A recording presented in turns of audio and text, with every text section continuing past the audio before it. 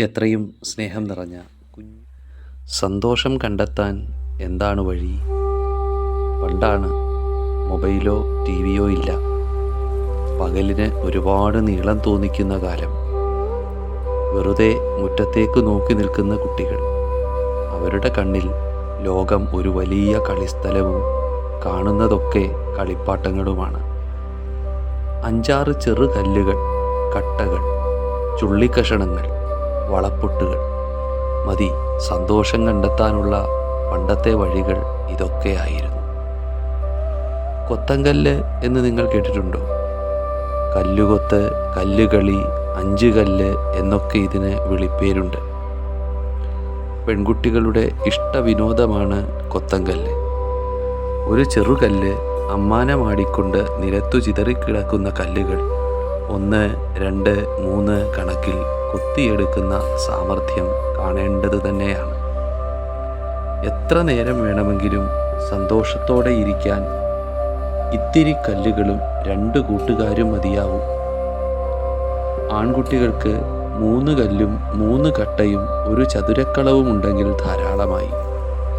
പൂവമ്പഴം, നായും പുലിയും, വെട്ടുകളി, നിരകളി, പടപ്പോര് എന്നെല്ലാം പല പേരുകളുള്ള ഈ കളി ഇന്നത്തെ ചെസ് കളിയുടെ ബന്ധുവാണ്. എൻ്റെ കരുക്കൾ 3ഉം ഒരേ വരയിൽ വരുമ്പോൾ ഞാൻ ജയിക്കുന്നു. അതാണ് നിയമം. നേരെ വരണം, നേരുണ്ടാവണം എന്നൊരു നല്ല പാഠവും ഈ കളിയിലുണ്ട്. കല്ലുകൾക്ക് പകരം വാക്കുകളെ കൊണ്ട് കൊത്തങ്കല്ലാടിയ കവിയാണ് കുഞ്ഞുണ്ണി മാസ്റ്റർ. ഒരു വളപ്പൊട്ടും ഒരു മയിൽപ്പീലിത്തുണ്ടും മതി ഭൂമിയിലെ ജീവിതം സന്തോഷപൂർണമാവാനെന്ന് പറഞ്ഞ കുട്ടി മനസ്സിൻ്റെ കവിയാണ് അദ്ദേഹം. വക്കില്ലാത്തതാണ് വാക്ക്, കവിയുന്നതാണ് കവിത, എഴുതിയെത്തുന്നതാണ് എഴുത്ത് തുടങ്ങിയ കുറുമൊഴികൾ കൊത്തങ്കല്ലിൻ്റെ കൈമിടുക്ക് ഓർമ്മിപ്പിക്കുന്നില്ലേ? ഒരു വാക്ക് മേലോട്ടെറിഞ്ഞ് മാഷ് ചിതറിക്കിടക്കുന്ന മറ്റു വാക്കുകൾ കൈമിടുക്കോടെ കൊത്തിയെടുക്കുന്നു. ഒന്ന് കണ്ണിറുക്കിക്കൊണ്ട് എല്ലാം തൂത്തുവാരുന്നു. ഒരു കുട്ടിക്കൊരു റൊട്ടിക്കൊരു വട്ടിക്കൊരു പെട്ടി. ആ പെട്ടിയിലുള്ള വട്ടിയിലുള്ള റൊട്ടി തിന്നുന്ന കുട്ടി ഞാൻ ഞാൻ ഞാൻ. ഒറ്റ ശ്വാസത്തിൽ നിങ്ങളൊന്ന് ചൊല്ലി നോക്കൂ. എന്ത് രസമാണ് ഈ വാക്കിൻ്റെ കല്ലുകുത്ത്. കുഞ്ഞുണ്ണി മാഷിൻ്റെ ജന്മദിനമാണ് മെയ് 10. 2 വർഷം കൂടി കഴിഞ്ഞാൽ ജന്മശതാബ്ദിയാവും.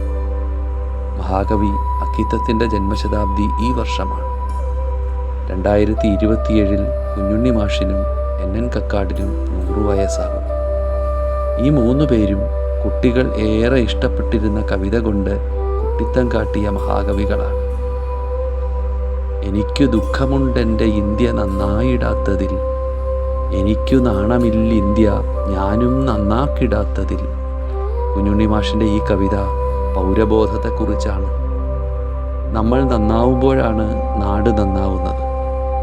നിയമങ്ങൾ പാലിക്കുകയും പാലിക്കാൻ മറ്റുള്ളവരെ പ്രേരിപ്പിക്കുകയും ചെയ്യണം. സ്കൂട്ടർ യാത്രയിൽ ഹെൽമറ്റ് ധരിക്കുന്നത് പോലീസ് പിടിക്കാതിരിക്കാനല്ല, അത് എൻ്റെ നാടിൻ്റെ നിയമമായതുകൊണ്ടാണ്. മാലിന്യം വലിച്ചെറിയുക, വ്യാജമായ പ്രൊഫൈൽ വഴി സാമൂഹ്യ മാധ്യമങ്ങളിൽ കടന്നുകൂടുക മുതലായ തെറ്റുകൾ ശീലമാക്കുന്നത് നാടിനോടുള്ള സ്നേഹം കുറയുമ്പോഴാണ്. നല്ല പൗരന്മാരായി ജീവിക്കാനും അങ്ങനെ നല്ല നാടിനെ നിർമ്മിക്കാനും നമുക്ക് കഴിയണം. നല്ലവനായി തീരൂ മകനെ എന്ന് എപ്പോഴും പ്രാർത്ഥിച്ചിരുന്ന അമ്മയെക്കുറിച്ച് കടമ്മനിട്ട രാമകൃഷ്ണൻ എഴുതിയിട്ടുണ്ട്. അമ്മ എന്നെ മടിയിലിരുത്തി നല്ലുമ തന്നു പഠിപ്പിച്ച പ്രാർത്ഥന എന്നാരംഭിക്കുന്ന നല്ല വാക്കോതുവാൻ ത്രാണിയുണ്ടാവണം എന്ന കവിത നിങ്ങൾ കണ്ടുപിടിക്കുമല്ലോ.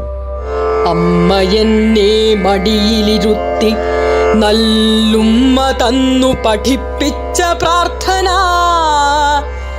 ഏറെയെല്ലാം മറന്നു പോയെങ്കിലും ഓർമ്മയിലുയിരാകുമീരടി. നല്ല വാക്കോതുവാൻ ത്രാണിയുണ്ടാകണം, സത്യം പറയുവാൻ ശക്തിയുണ്ടാകണം. നല്ല വാക്കോതുവാൻ ത്രാണിയുണ്ടാകണം, സത്യം പറയുവാൻ ശക്തിയുണ്ടാകണം. കവിയുടെ ഘനഗംഭീരമായ ശബ്ദത്തിൽ ആ കവിത കേട്ടുനോക്കൂ. കവിതയെ ചൊൽക്കാഴ്ചയാക്കിയ വാക്കിൻ്റെ ഇടിമുഴക്കമാണ് കടമ്മനിട്ട. നല്ല വാക്ക് സീതയെപ്പോലെ പരിശുദ്ധയാണ്, നരസിംഹത്തെപ്പോലെ കരുത്തുറ്റതാണ്. അനീതി കണ്ടാൽ അരുതെന്നുറച്ചു പറയാനുള്ള കരുത്ത് നമ്മുടെ വാക്കിനു വേണം. അതാണ് പൗരബോധം. കണ്ണും കാതും നാവുമുള്ള ഉത്തമ പൗരന്മാരായി വളരാൻ ഈ കവിമൊഴികൾ നമുക്ക് കൂട്ടാവട്ടെ. സ്നേഹപൂർവം, ഗോപിച്ചേട്ടൻ.